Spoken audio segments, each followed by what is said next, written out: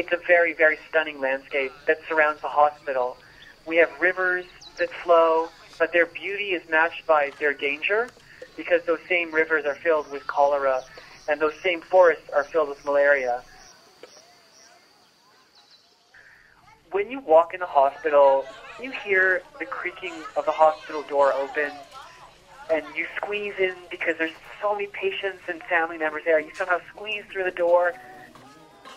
If you're going to maternity, you hear women in labor all the time.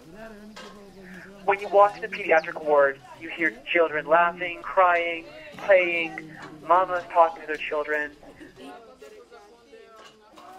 The population we work with is very vulnerable because of chronic conflict and displacement as well.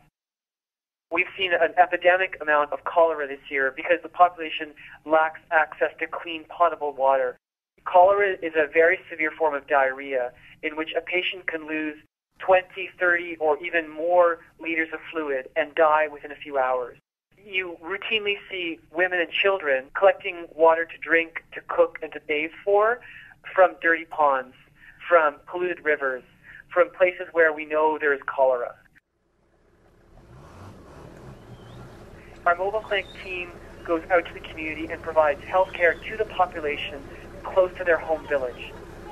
Many patients are simply too sick to come to the hospital, or they may be too fearful to travel on their own. It's by leaving our compound that we can truly understand what the population is suffering in their home villages.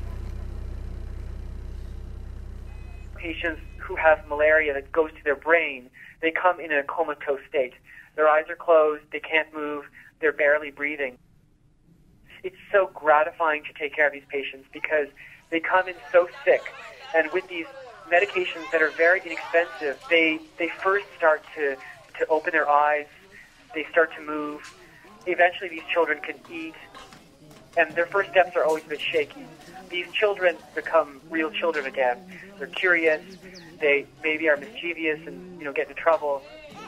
These are children who, in many other circumstances, would have died. We are surrounded by death, just as we are surrounded by life.